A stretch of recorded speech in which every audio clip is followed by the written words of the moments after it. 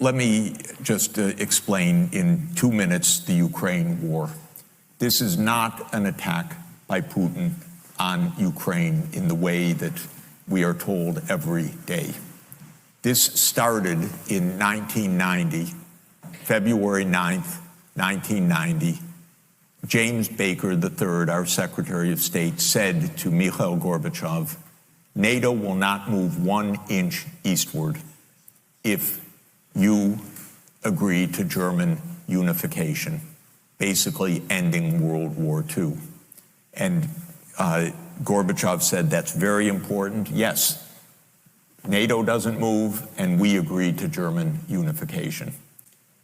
The U.S. then cheated on this, already starting in 1994, when Clinton signed off on basically a plan to expand NATO all the way to Ukraine.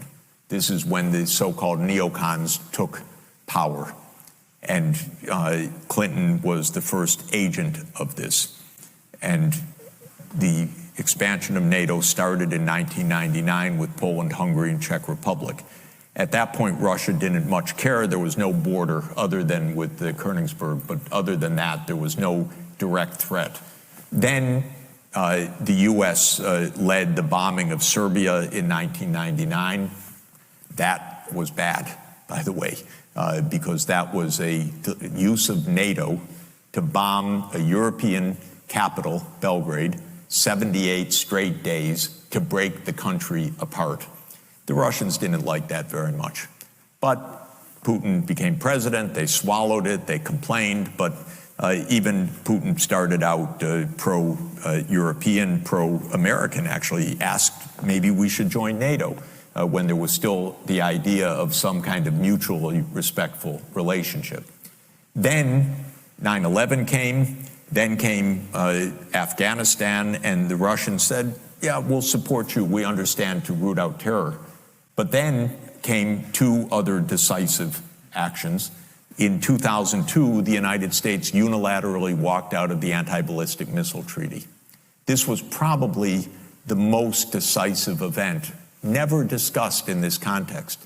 But what it did was trigger the U.S. putting in missile systems in Eastern Europe that Russia views as a dire, direct threat to national security by making possible a decapitation strike of missiles that are a few minutes away from Moscow. And we put in 2 Aegis missile systems. We say it's defense. Russia says, how do we know it's not Tomahawk nuclear-tipped missiles in your silos? You've told us we have nothing to do with this. And so we walked out of the ABM treaty unilaterally in 2002. And then in 2003, we invaded Iraq on completely phony pretenses, as I've explained. In 2004-05, we engaged in a soft regime change operation in Ukraine, the so-called First Color Revolution.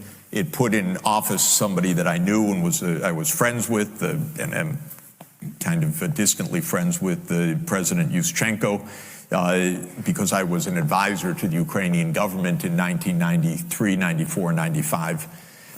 And then the U.S. had its dirty hands in this. It should not meddle in other countries' elections. But in 2009, Yanukovych won the election, and he became president in 2010 on the basis of neutrality for Ukraine. That calmed things down because the U.S. was pushing NATO, but the people of Ukraine on the opinion polls didn't even want to be in NATO. They knew that the country is divided between ethnic Ukrainian, ethnic Russian. What do we want with this? We want to stay away from your problems. So in February 22nd, 2014, the United States participated actively in the overthrow of Yanukovych. A typical U.S. regime change operation, have no doubt about it. And the Russians did us a favor. They intercepted a really ugly call between Victoria Nuland, my colleague at Columbia University now, and if you know her name and what she's done, have sympathy for me.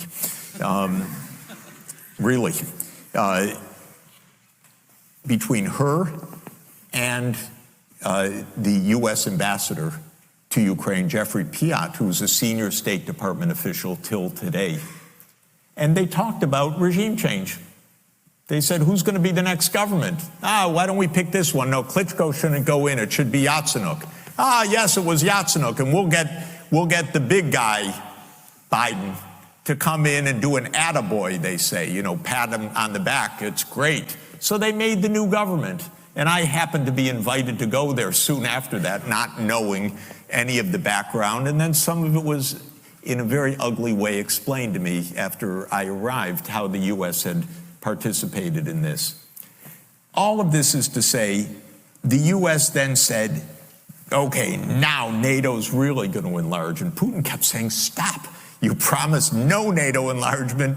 It's been, by the way, I forgot to mention, in 2004, Estonia, Latvia, Lithuania, Bulgaria, Romania, Slovakia, Slovenia, 7 more countries in the not 1 inch eastward. And then, okay, it's a long story, but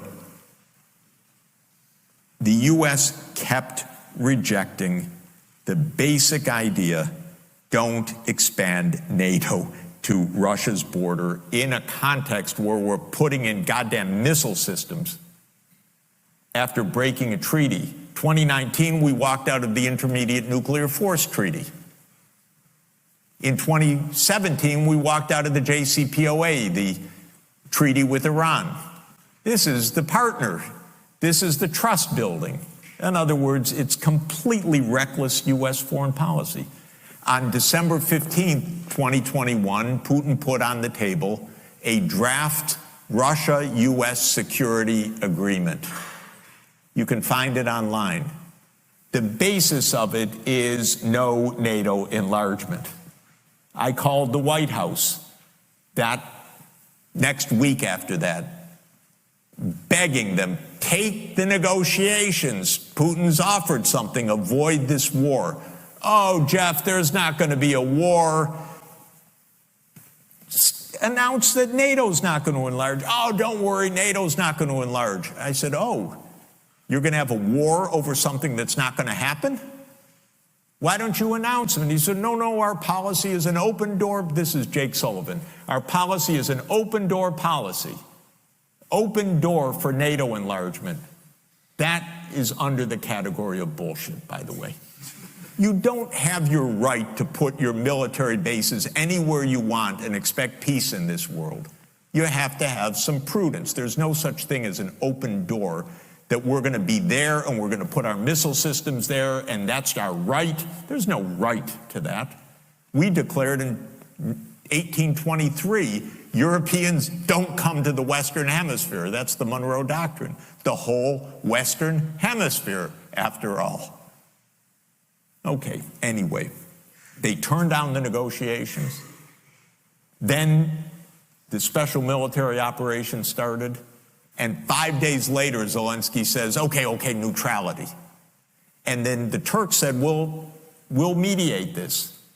And I flew to Ankara to discuss it with the Turkish negotiators because I wanted to hear exactly what was going on. So what was going on was they reached an agreement with a few odds and ends.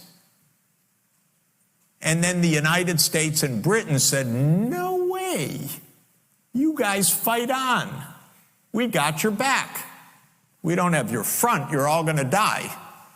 But we got your back as we kept pushing them into the front lines. That's 600,000 deaths now of Ukrainians since Boris Johnson flew to Kyiv to tell them to be brave.